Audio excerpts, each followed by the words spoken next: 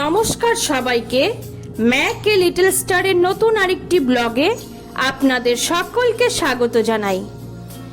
বেশ কিছুদিন বাড়িতে না থাকার জন্যে ব্লগটা পোস্ট করতে একটু সময় লেগে গেল।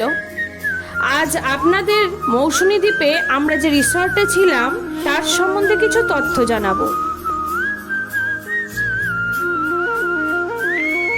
ভালোবাসা রিসর্টটিতে টোটাল 8টি রুম আছে, তবে আরও রুম এবং টেন্ট তৈরির কাজ চলছে। রিসর্টটিতে ডবল এবং 4 বেড রুমও আছে।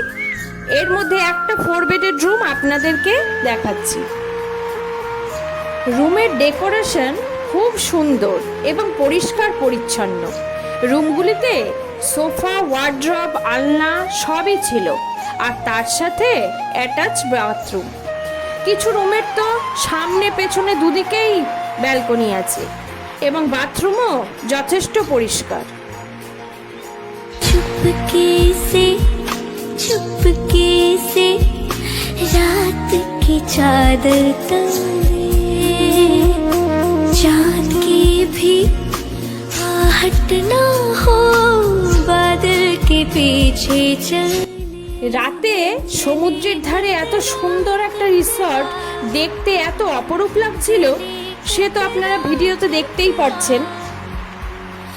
रात भी ना हिले आधी आधी रात भी ना हिले आधी आधी चुपके से। সমুদ্রের এত মিষ্টি হাওয়া, আমাদের তো আর রুমের ভেতরে যেতেই ইচ্ছে করছিল না। আর ম্যাকও ঝিঙ্কির সাথে রাত দিন খেলে বেরিয়েছে। ওর আনন্দের কোনো সীমা ছিল না। बादल के पीछे चले। আমরা সন্ধেবেলায় যেহেতু বনফায়ার করিনি, তাই সমুদ্রের ধারে যে মাচাটা ছিল সেখানেই সমুদ্রের হাওয়া খেতে খেতে আর এদিকে কফি আর তার সাথে চিকেন পকোড়া আমাদেরকে দেওয়া হয়। সমুদ্রের ধারে এরকম একটা সন্ধ্যা কার না কাটাতে ভালো লাগে বলুন। আর তার সাথে রিসর্টে একটু সুন্দর রবীন্দ্রসঙ্গীত চালিয়ে দিয়েছিল ওরা। বক্সে গান শুনতে শুনতে কফি সাথে পকোড়া আর সমুদ্রের হাওয়া পুরো জমে ক্ষীর।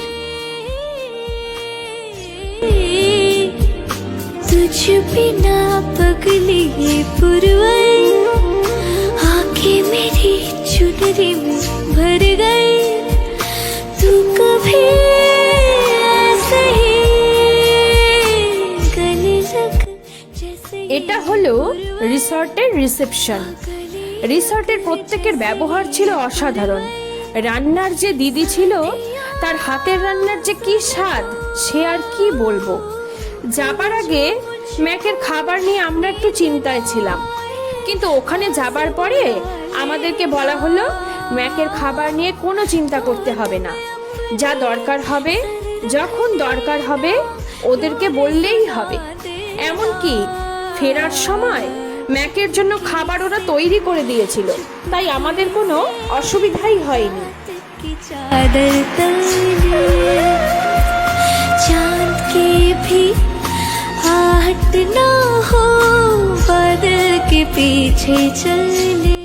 তবে আসার দিনকে আমরা ঝিঙ্কিকে কোথাও খুঁজে পাইনি। ম্যাকও সেদিন ঝিঙ্কিকে খুঁজছিল। হয়তো আমরা চলে আসার পরে ঝিঙ্কিও ম্যাক ও আমাদেরকে খুঁজে বেরিয়েছে। তবে ঝিঙ্কির সাথে কদিন কাটানো এই মুহূর্তগুলো ম্যাক ও আমরা, এমনকি ঝিঙ্কিও সারা জীবন মনে রাখবে। ওরা তো আর কোনো কিছু ভোলে না। তবে সময় পেলে আমরা হয়তো আবার যাব মৌসুমী দ্বীপে। आहट ना हो बादल के पीछे। এবার আসি রিসর্টের খরচায়। আমরা থাকা খাওয়া সমেত with AC room per head 1500 টাকা ডেইলি বেসিসে থেকেছিলাম। তাই আমাদের দুদিনে থাকা এবং খাওয়া বাবদ খরচা হয়েছিল 6000 টাকা। আজ এটুকুই, আবার আসবো নতুন কোনো ভিডিও নিয়ে। টাটা।